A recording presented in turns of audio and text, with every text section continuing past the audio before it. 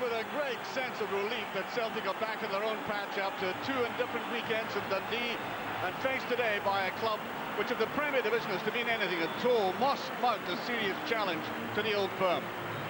Well, that challenge is met today by a Celtic side which is, of course, minus Paul Lambert and Vida Reset, but Craig Burley is in from the start.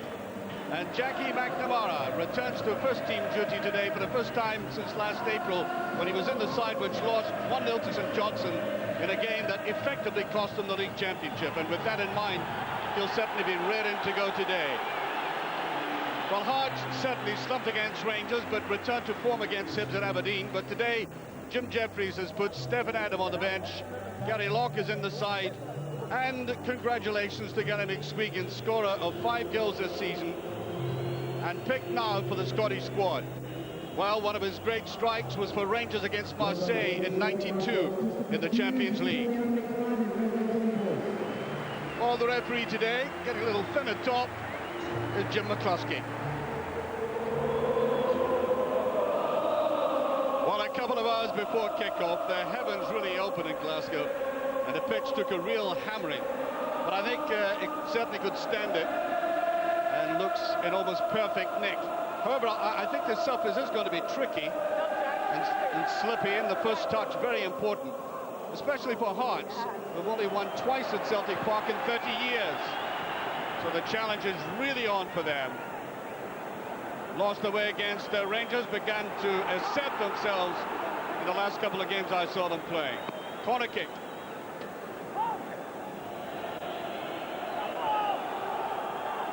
Right into the heart of the penalty area, and I think a bit of a pushing there by Scott Severin, who came right into the box.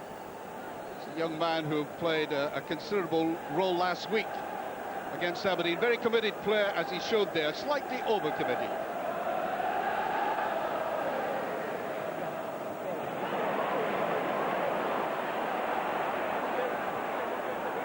Beautifully judged ball of Viduka. Russi out. And just away. Brilliant Celtic attacking. Superb ball put in the path of Viduka. McNamara. Watch this immaculate pass by Moravcik. He looks up, line of defenders in, and he slips it to the outside, allowing Viduka the enterprise to get out there for it, and he did.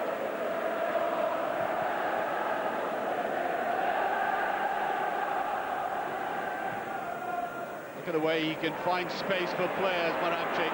Burley. There's an opening this time, brilliantly saved by Russi. You would have bet on Viduka putting this away. The goalkeeper did very well. I think he probably didn't angle it enough away from the goalkeeper at that time. He didn't have much time to think, but he went for it, and the goalkeeper stretching out to push it away.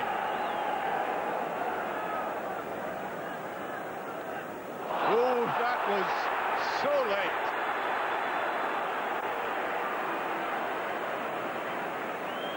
It wasn't as if Berkovic had done anything special, like give him a little dummy. It just took him.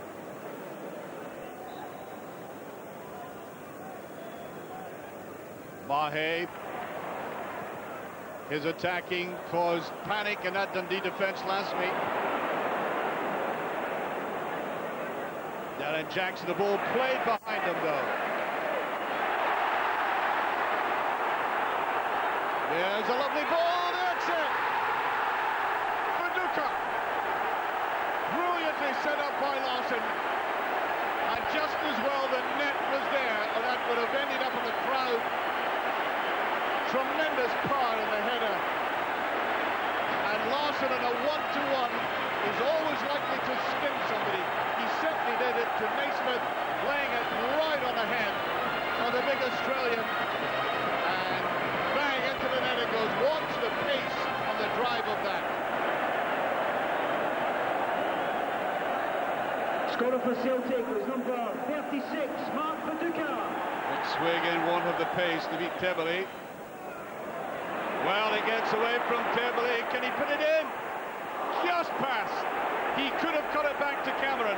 Well, it wasn't pace. which overcame Tebele there. The central defender simply fumbled it all. Got his legs in a fankle, and McSwagan was going to try that from an almost impossible angle. Of course, he would have been a great hero had it come off, but Colin Cameron was lying just in beside him. But Oligi Tebele almost sold the jerseys. Look at Viduka going on a run, and a little bit too late by Burnley that time. There's Colin Cameron.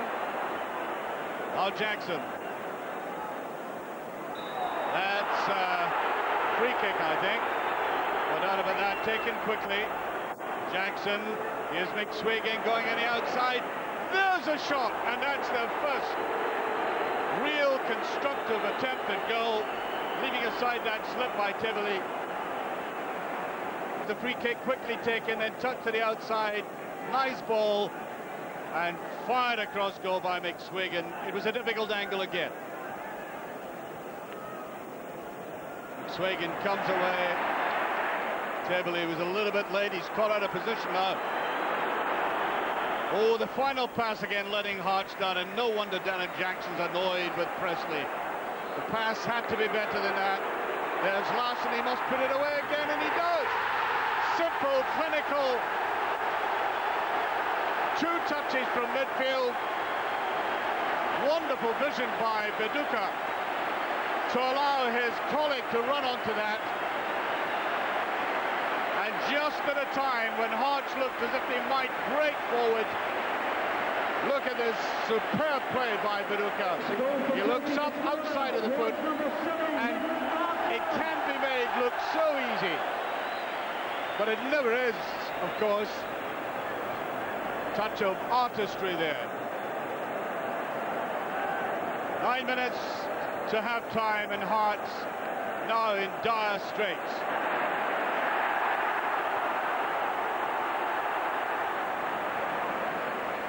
Tebele right in there again.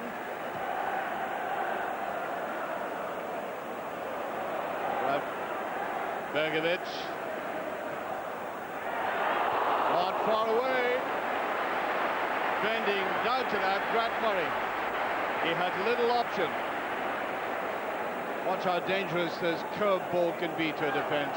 And yes, the only way out. It's down from Stubbs. That's an excellent save by the goalkeeper. Now this is textbook stuff again, with a big defender up and the header down the way, making it difficult for the goalkeeper, but he was the equal of it.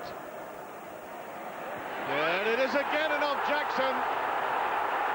They're appealing that that was an arm used, but the referee says no. So he's been right in the thick of it. Let's watch this one. Stubbs again. I think chest then arm. He won't believe it.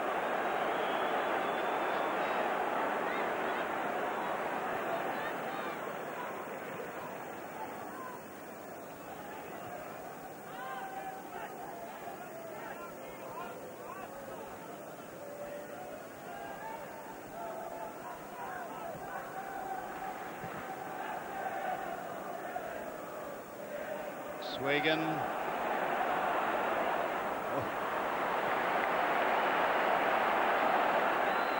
Once again a disappointing ending for Hearts that time. Berkovic in a very ominous position for Hearts. Wants to go on his own, I think. He's going to let fly. Without any question, his most significant contribution to the game thus far. Solo effort here. He had different options open to him, decided there to go for it himself, scooping just underneath it.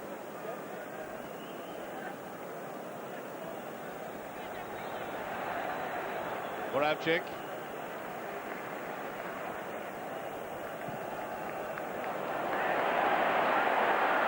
Once again, Murray caught out by pace, and I think lying a little bit too close to Henrik Larsson, allowing Larsson that little spurt to take him in for the shot. He didn't really hit that properly.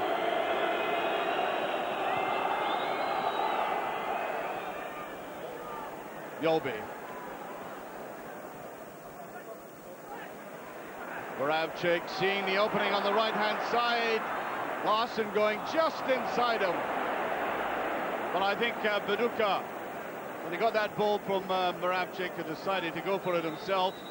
And there goes the halftime whistle, ending on a high note for Celtic.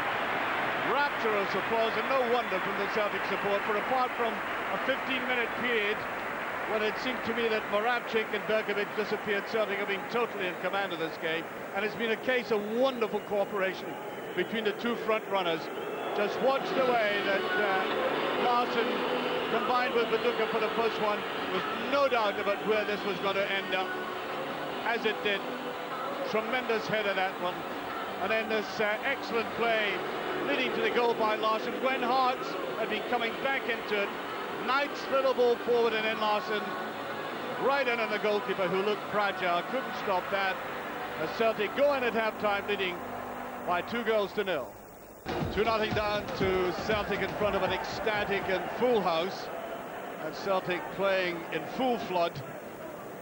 How do you go about sorting that one out? Well, I'm glad I'm not Jim Jeffries in the dressing room at half-time, trying to get his plans re-established. But what he has done practically is bring on number 15, Jose Katongo, little lad with a lot of skill, and Stefan Adam. He's been playing so well since the start of the season, and at least he's going to have a fling at this Celtic defence, because Hearts really have lacked conviction. Certainly no comparison with what Celtic have been doing, as witness that ball played in and coming for the first time into the box since the start of the game. The man who loves doing it, Craig Burley, just glancing that away.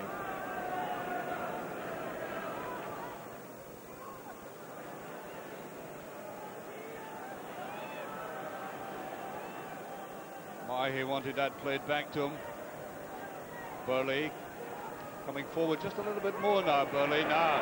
Berkovic can certainly hit them from there, as he did against the United. That time he didn't get it angled away and higher as he did on that occasion, and Rousset was able to watch this coming all the way through. A little bit of curl at the end, not much more. Here's Katongo. Try to get a little 1-2 there from McSwegan. Hearts trying to be much more adventurous, and they desperately need to be. Too obvious there from Naismith. Baduka. Look again for Larson. Berkovic, the recipient of that, and it's beyond everybody. Baduka did come in late, but Flogel there. Once again, these diagonal quick 1-2s ripping this Hearts defense apart, but this time Flogel getting in for the last touch. Near post, Mjolby is there. Beautifully brought down. Crowd rising to Moravcik. If you want skill in Scottish football, perhaps you have to go to abroad to get the likes of this. Now picked up by Jackson, a little bit of room for him. Stefan Adam. Katongo. Katongo scoring a last-minute equaliser for Hearts against Celtic a couple of seasons ago. That's a better tackle by Presley Berkovic. Almost getting away. Look at that, how slow they are to clear the lines. Larson could finish it off here. Rousset getting out to him. Maybe just slightly overhit that, and Berkovic was slow. Once again they survive, but another classic illustration of how Larson, given a little bit of leeway, can cause so much damage.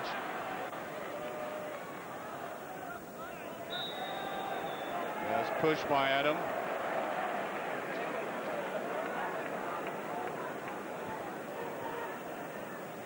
Here's Burley.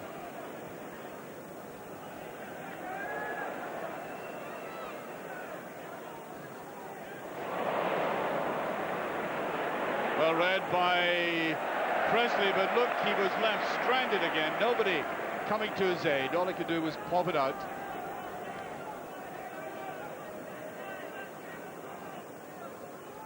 McNamara. Berkovic. There's the 1-2 again, and it paid off. Well, Hearts really had a bit of luxury there. Nobody needed to touch that. The 1-2 again was very obvious, not at all read well by the Hearts defence, but there they could only stand and watch. There they are, and I think a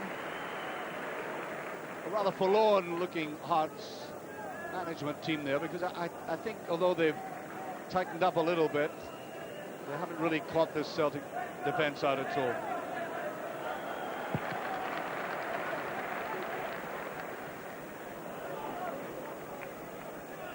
Presley. Cameron after this. Cameron. More Hearts players getting forward. That's a better run by Cameron. And McSwagan not sharp enough coming in to give him support. More constructive play, Kitongo. Well, he dived, and he's going to be booked for that. He was looking for the penalty. Now, there was a little contact, but that was like the start of the 100 meters butterfly.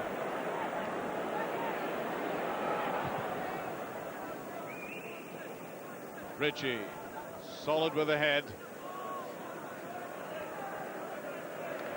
And that tackling incisive and very significant in this game. As I said earlier on, in the first half, Celtic were winning all the 50-50 balls. Now, Moravchik, his favourite side here, good support, Mahe.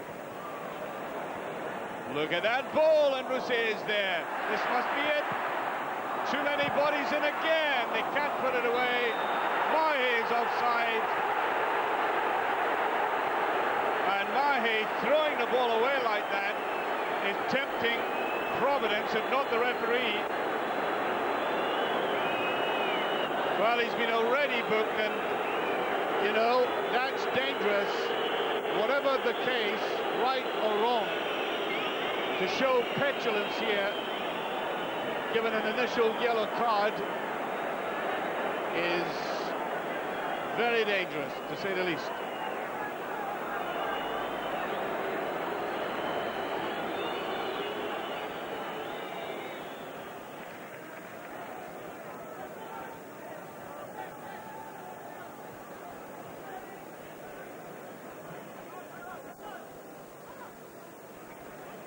Look at the pace of Berkovic. There's Mahe. Yes, swept in by Berkovic. He's delighted with that one. And credit to Mahe. I think if he had gone down, he would have got a penalty, but he decided to sweep it over. And Berkovic coming in from the back. This is the important bit here. Another player might have gone for the penalty, but he decided that Berkovic, in that good position, would finish it off. And he certainly did. 25 minutes of the second half gone, and that puts it beyond any doubt whatsoever. Well, it was coming. You could sense it in the last 10 minutes, and I said they could have doubled that tally.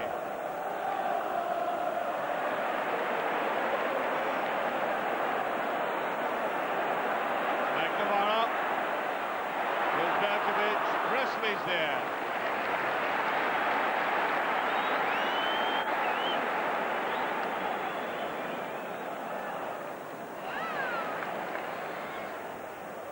Watch a little touch back. Getting to the outside. And in from Berkovic. 2 goals in 2 minutes for the Israeli international. And then the classic example of a man who can come in at the right time, even though a penalty area is crowded, and put the finishing touches. Look how delicate the little touches were inside the box. That was certainly put back conveniently by the touch of the goalkeeper, but he was there to take advantage. Now 4-0.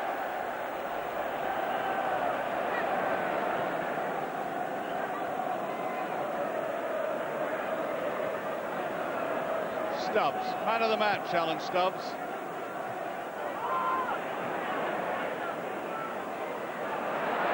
Mahe taken right out of it. Flogel goes down. Is Maggie going to let fly himself? I think he slightly overdid it. Remember, he scored last week. Butchell. Well, it always seems a little bit unfair at Butchell to come on so late in the game, try to get into it. It's not at all easy. And Flogel is certainly in trouble here. Well, it did look serious at the time, but you can see the twist there. It looks as if he might just get up again, but no, he was in serious trouble, holding just behind his knee. And tragically for him, for Hearts coming on is number he's finished. Hope it's not too serious, but he was in great distress.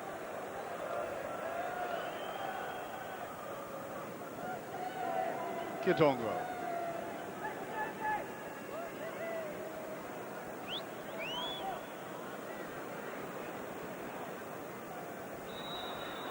Sticking at it, and he does get a free kick out of it. Well, McSwegan is actually complaining at something, or somebody, more accurately, had impeded him in the penalty area. Anyway, free kick, and the two big Celtic defenders there. No chance for Kitongo at the back. Here's Blinker.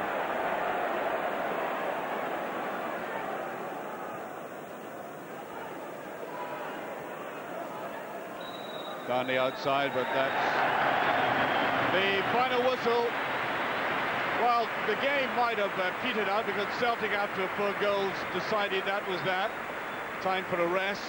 An act of charity, I may say, on this hot side, which was really taken apart far too often for their own health in this match. 2 glorious goals to start with, and the combination between the two, with Larsson providing the ammunition for Viduka's marvellous header. And then in reverse, Larsson picking up from Viduka for the second goal. And at the end, the Celtic supporters delighted that the Israeli international coming into his own in the penalty area, whereas outside it he shows artistry, inside penetration twice, once with a foot and then eventually with a head, although that was glided onto him by the Hearts goalkeeper. So a handsome win for Celtic. It may have been more, and Hearts perhaps fortunate that at the end it was Celtic 4, Hearts 0. John, it looked comfortable in the end against Hearts. What was your impressions of the game? I was pleased with the way we went about it. We created a lot of chances once again. But although in the second half we were 2-0 up for a long while, and while the score remains 2-0, if they get a goal back, although it didn't look as if they were going to, but if they do, then it can be a bit hairy. So I was relieved when the third one went in. But in saying that, we still created a lot of chances and could have scored more. We said before, when you come to Rangers or play against Rangers and Celtic, you're playing against better quality players. So the one thing you must do is you must lift yourself to go and compete. That we were. We passed the ball around okay at times today, but really we were second best in the vital times. And